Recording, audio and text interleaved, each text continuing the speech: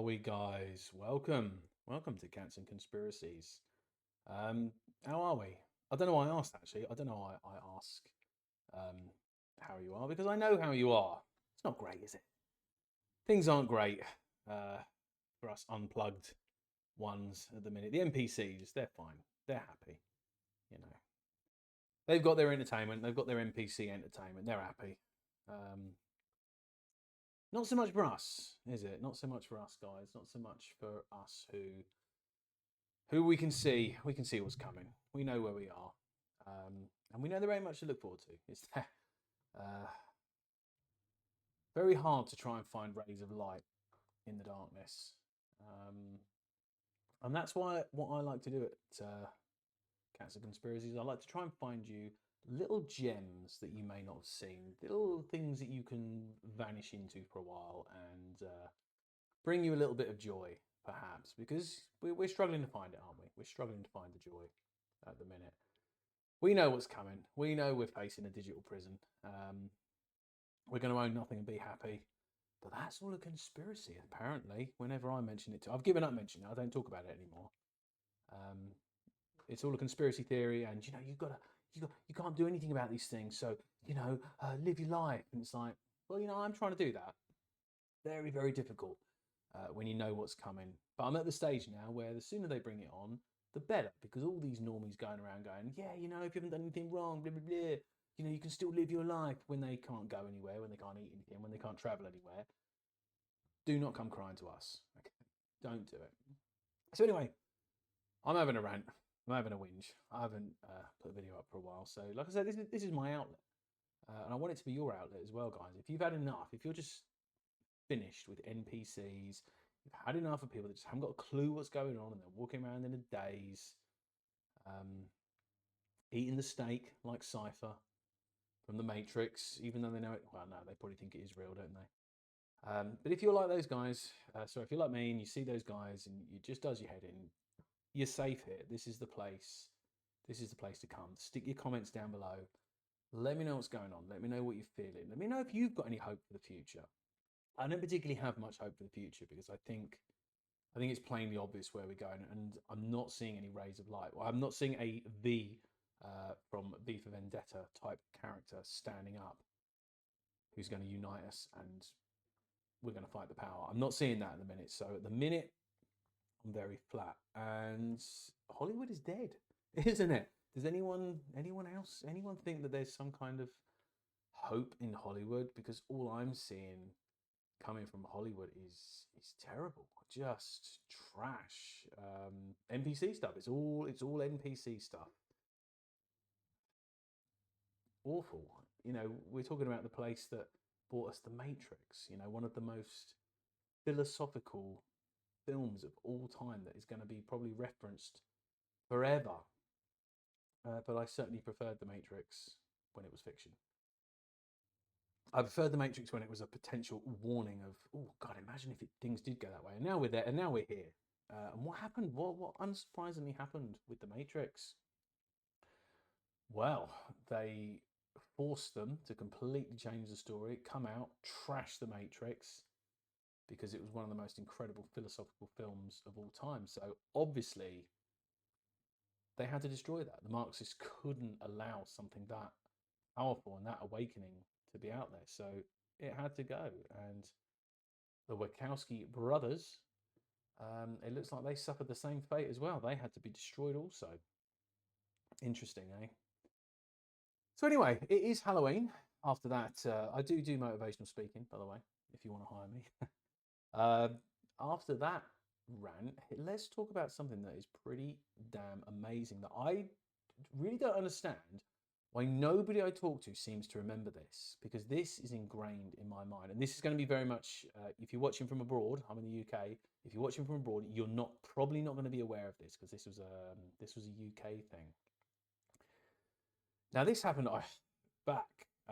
This was early 90s when this took place, and I know that because I was at school. I'm going to be 47 in January, and I was at school when this happened. Here I have the hard copy of Ghostwatch. There it is. I was at school when this phenomena happened, and you've got to understand, we've got to go, for you to understand how terrifying this was, we need to go back to a time, right? Not only are you before social media, you're before mobile phones at all, okay? There was no mobile phones. There was no online, there was no social media, there was nothing, okay? We had landlines, newspapers, and TV, 4 channels. That was it. And without all of those other things, it's hard to ramp up excitement for a program, especially one that was made by the BBC. Now, also, we're going back a long time to when the BBC actually was creative and came out with some pretty impressive things. Obviously, now it's just a it's just a Marxist mouthpiece. So we don't talk about the BBC. But if you go back to the time when this was made, this was a time where certain styles of television were just breaking through. Okay, there was a little bit more audience viewer participation with certain TV shows, certain kind of chat shows, certain breakfast shows where the audience could phone in.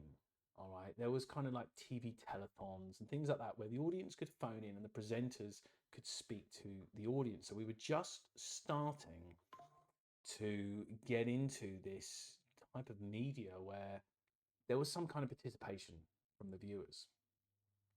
We also had a few other things that were going on around this time. We started to get these kind of sort of paranormal programs. There were some things going on back then. So people were kind of awake to a lot of this sort of stuff. So along comes the program on Halloween called Ghostwatch. Okay, and you have to bear in mind, we knew nothing about this. There was no social media or no internet for us to delve into and to find out what this was. We just knew there was a program called Ghostwatch going on. We didn't really know anything about it. To all unsuspecting eyes, this was another sort of program where you had a presenter in the studio, you had someone out on the streets, let's go live to our reporter who is in this house, find out what's going on over there. That is exactly what this looked like from the audience, from us. Now, bear in mind, we were very young. I was at school when this was going on. Definitely not watched horror films and things like that. Okay, I was scared of these kind of things. So I was very, very young, and so was the majority of people watching this. All right, you had Michael Parkinson, who was, if you may have heard of him abroad. He was like the #1 chat show host. Okay, would get guests on and talk to them. He's very respected. He was a professional. He had Sarah Green. She was also a professional TV presenter. He had Craig Charles, who played Lister in Red Dwarf. So you had a lot of people to give this show credit, okay, to make it look very, very real. And the story was, you got Michael Parkinson in the studio and a house that had been reported. They were reporting having hauntings in this house. So you got Michael Parkinson presenting in the studio, and we're now going to go live to Craig Charles, who's going to report, and Sarah Green, who are going to report from the house where some mysterious things have been happening. Let's see if we can capture anything on camera. This was like such groundbreaking TV. It was fascinating. So as this is going on, okay, we're watching this unfold on the TV, and we know absolutely nothing. And the camera goes from Michael Parkinson's studio over to the spooky house, the so-called haunted house, and we start to get to know the inhabitants. There's a couple of kids and the mother in there, and she starts to tell the story to Sarah Green of how the kids were complaining of hearing noises at night. They were hearing these strange noises, and they've set up cameras in the house. There's hidden cameras all in the house. Apologies, because I've got an eyelash. When you've got eyelashes like this, you can see I've got giant, for some reason, I've got huge eyelashes. I'm like a horse. When I get one of these things in my eye, it's like having a tree trunk in there. It's horrendous. So you've got this house. The kids are in the house, the mum's in the house, and she's explaining to Sarah Green what's going on. Okay, and Craig Charles is out the front. You've got a whole crowd of people out there all watching this unfold live, or it appeared live on the TV.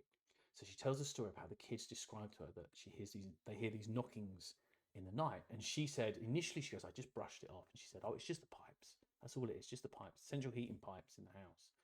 She said, but as it continued and it started to get worse, She goes, I kind of started to believe the kids. And she goes, they actually named the ghost Pipes, which for some reason scared the life out of me. And I remember my sister, we both were watching this, and it scared the living daylights out of us. And the funny thing is, we never actually saw the end because we were too scared to watch it to the end. We turned it off, and we went off and played because we were just too damn scared to watch the thing. So I never saw the end. I never found out how it ended. I only watched it enough up to a stage where it was just scaring the life out of me. So events start to occur in the house. Okay, we hear a few noises, some things move around, some puddles of water appear on the floor, live as Sarah Green is there. And we keep going back to the studio with Michael Parkinson. Now, spoiler alert, okay, it's time for me to tell you this because it's not going to make sense otherwise. But this, although this show appeared live to be broadcasting live, this was a pre-recorded show. This whole thing was a drama. It was an entertainment, and it was genius. Okay, this was before Blair Witch Project. This was before Paranormal Activity. This was before any of those found footage type films. Okay, this was possibly like one of the first of its kind, and the way the effort that was put into this to make this seem real was incredible. This was like weeks of filming that was put into like a 60-minute slot, which appeared live. But there were so many sneaky tricks they did to make this show appear live. Now, one of the things that they did was the show wasn't put on at like, I can't remember the exact time, but it wasn't put on at like 8 o'clock, 9 o'clock. It was put on. It started at something like 8:25 or something like that. It was something around that time. So the majority of people, including us, I'm pretty sure, when we switched over to it, after whatever it was we were watching, it had already started. Okay, so anything we saw, anything that was said at the beginning, along the lines of, and now here is a drama, here is a made-up show, Ghostwatch, we didn't see any of that. When we switched on, this thing was already running. So for all appearances, it appeared real. This just appeared like a live broadcast. And some of the things they did were genius. You have Michael Parkinson in the studio with these TV screens up behind him where he could watch what we were seeing on these screens. And they also had a phone in as well, where it appeared that us viewers, we could phone the show and say if we'd seen things in the video while Sarah Green's at the house. Again, this is all pre-recorded, so none of this is live, none of this is really happening. But they even did a thing where if you called in, if you phoned in the number that was coming up on the screen, you got a pre-recorded message telling you, oh, there was too many people on the line and you had to hang on. So it seemed real. So this is the kind of the effort they went. It's hard to believe that the BBC come out with this. They can't do anything now. They're just awful. But the creativity that went into this is astounding. This is an example of some of the things that they did. They had like hidden cameras in the rooms where the kids were, and they were panning around with these cameras. And Parkinson then took a phone call. So, we got a phone call from a viewer who says they believe they can see something. So they're like, oh, okay. Everyone's like, God, shitting ourselves looking at this, whatever the hell it is. So they say, let's have another look. And they pan the camera around this room, and you get the slightest glimpse of a figure like standing up against the wall. And Michael Parkinson sort of says, hold on, hang on a minute. I think I may have seen something there. Stop the camera. Let's rewind that. Let's have another look. And they do it again. They show the footage again. And he's like, no, maybe there was nothing there. I think it was just a trick of the light or something like that. But this was all set up. Okay, so the initial bit of footage that went up had the figure in it. When you're not quite paying attention, the next time they roll that tape, it's gone. And Parkinson's going, no, there was nothing there after all. I think it must have just been, just a trick of the light. And everyone's going, no, there was something there. I remember watching this 30 years ago. And I remember thinking, there was no doubt in my mind that this wasn't real. As far as I was concerned, this was real, and it scared the living daylights out of me. And there's some spooky scenes in it where they talk to the kids. What do you see? And she's like, oh, we see Pipes. We saw him through this gap. Oh my God, I was terrified. The thought of looking through this gap and seeing what was behind there. And they even utilised the classic. One of the kids, I drew a picture of Pipes. This is what he looks like, and it was like this brilliant, terrifying drawing that you see in the movies, where a kid draws a picture of the scary thing, and it's like, man, this is really starting to freak me out now. It was genius. Okay, so you have to remember, like, every time they went outside to report from outside the front of the house with Craig Charles and all the people standing around who looked like members of the public, all actors, every single one of them, the whole thing um, was just beautifully set up. It was a phenomenon. It really, really was an absolute phenomenon, and it terrified the living daylights out of every kid in the country that watched it. And I can even remember the next day at school, people coming in and they were going, yeah, I knew it was fake. I knew it wasn't real. I'm like, no, you didn't. We all thought it was real. Everyone was trying to save face. So anyway, like I said, I never ever saw the end of this program, and it does get a little bit. And watching it through more experienced eyes now, there's certain things that you can see, and certainly towards the end, it did get a little bit silly, but it's still absolute genius. And it wasn't until I managed to get hold of a copy of this, which I'm so pleased to have, that I was actually able to watch the end again. Well, sorry, to watch the end for the first time ever. But there's a lot of controversy around it. If you look into Ghostwatch, you'll find that there was a family which somehow sued the BBC because they blamed Ghostwatch on their son doing the unthinkable. I'm sure you can guess what that is. And they blamed the BBC for this, which doesn't really make sense because there was certainly nothing in the show to suggest anything like that at all, other than just scaring the life out of you. Absolutely genius. Okay, I am so shocked how few people know about Ghostwatch, but go and get. I do believe, I've got a feeling this may be either on Netflix or Prime. I think it was briefly streaming on there. Perhaps it's back on there now because it's Halloween. Go and have a look, see if you can find it. It was never ever shown again. Um, it was never shown again on British TV. It was a one-off. You have to go. You have to think as well, guys. Very few of us had tape recorders, if you know what that is, a VHS to record these programs. It was a one and done. There was no rewinding, forward, back, examining, checking it online, looking up pictures, finding out if the girls that were in it were actors. There was none of that, okay? We had one chance to watch this thing, and that was it. And I still remember it to this day. And I'm yet to find people that remember this, and I just don't understand it.